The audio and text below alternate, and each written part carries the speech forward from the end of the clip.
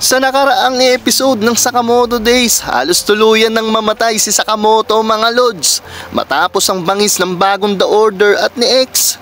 Ngunit sa huling sandali, isinugal ni Shin ang lahat at muling ibinalik ang tibok ng kanyang puso.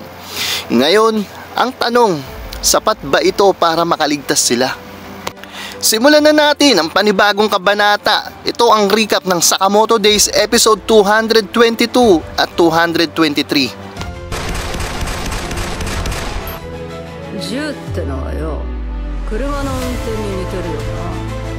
Sa pagsisimula ng kwento ay may kita natin si Sakamoto mga lods na tila nagising sa isang lugar. At nagulat na nga lang siya ay bigla siyang katabi tong si Rion Akaw at tinawag siya nito na yo. At napabati nga rin siya at napatanong, nasa saan tayo? At bigla nga lumipat ang eksena dito kay Oki habang bumibili ng kanyang maiinom ay may sumulpot na isang kamay at ito nga pala si Nagumo. Sabay sabi si Nagumo na, uy, green juice. Hindi para sa iyan, sabi ni Oki. Anong ginagawa mo? Magkalaban tayo lakas ng loob mo. Sumagot naman si Nagumo na, nagkataon lang na nandito ako, okay? Napatanong nga itong si Nagumo na, mukha kang pagod na pagod Napasagot naman itong si Oki na, salamat sa'yo. Mula nang nilunsad namin tong bagong JAA ay wala na ako naging katahimikan at kapayapaan. Napatanong nga itong si Nagumo kay Oki na, kamusta ang pakikitungo mo kay X? Sumagot si Oki na, hindi ko alam kung anong mga iniisip niya. Di kami masyado nag-uusap. Hindi siya ganun ka-approachable. Isipin mo to, 3 kayong magkakaklase, di ba? Sumagot naman si Nagumo na, oo. Masyadong magulong grupo. Gusto mo bang bumalik sa The Order, Nagumo?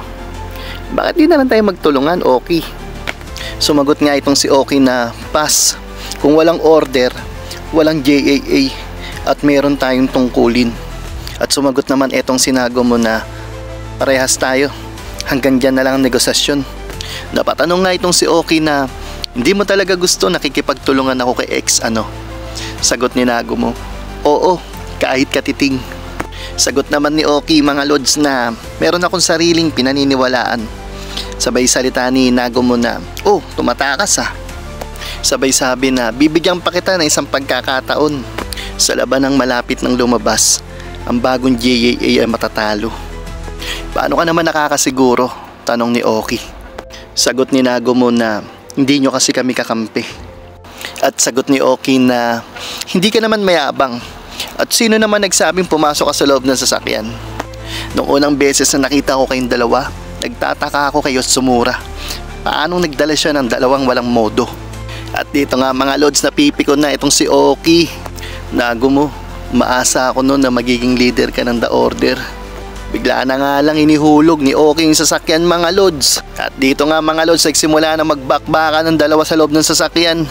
Mabilis naman yung mga pangyayari mga lods. Habang nasa ere nga itong sasakyan ay bigla sila nagkapalitan ng mga saksak. Pareho sila nagkatamaan dito mga lods.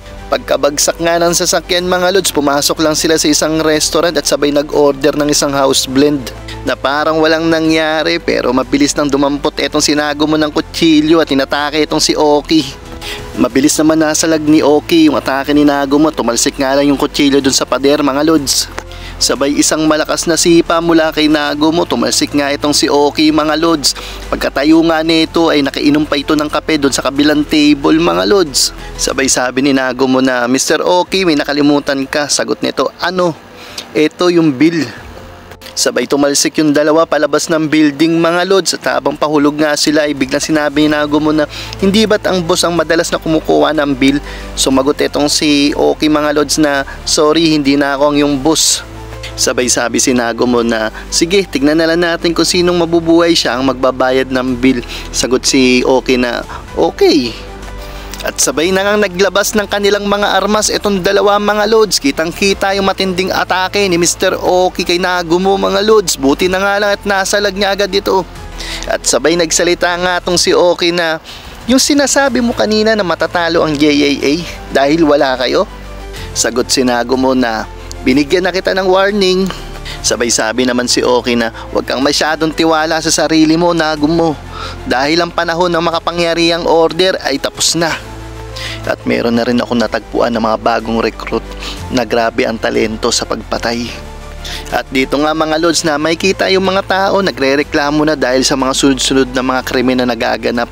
Dito nga mga lods yung isang lalaki nagrereklamo sa isang pulis dahil nga hindi niya ginagawa yung kanyang trabaho habang tumatanggap siya ng sweldo galing sa kanilang tax. At bigla na nga lang binaril ng pulis ang lalaki sa bunganga mga lods. At sabi nga ng pulis mga lods na wala nang silbi ang pagiging pulis dahil sa bagong JAA legal na ang pagpatay. At dito nga mga lods, merong isang eksena na may isang batang iyak ng iyak habang dala-dala ng kanyang ina. Kinumpronta na nga sila ng isang lalaki na nagagalit na dahil nga sa sobrang ingay ng bata. Yun nga lang mga lods, dahil sa legal na nga yung patayan dito, mabilis na naglabas ng itak itong babae at pinugutan ng ulo itong lalaki nagrereklamo. At makikita nga din dito mga lods na kahit yung baby ay tuwang-tuwa dun sa pagpatay ng kanyang ina. Mukhang normal na talaga na ginagawa yun ng kanyang nanay. Lumipat ang eksena dito sa may Kyoto Kansai Killing Academy.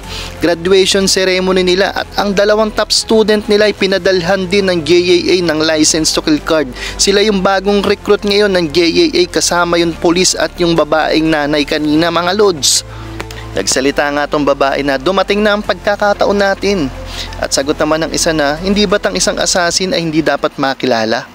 At sumagot naman itong babae na, oh come on, huwag kang masyadong mahiyain. Magiging okay lang tayo. Makakabingwit din tayo ng malaki para sa sarili natin. At dito nga mga lods ay nakita sila ni Gozo at ni Torres.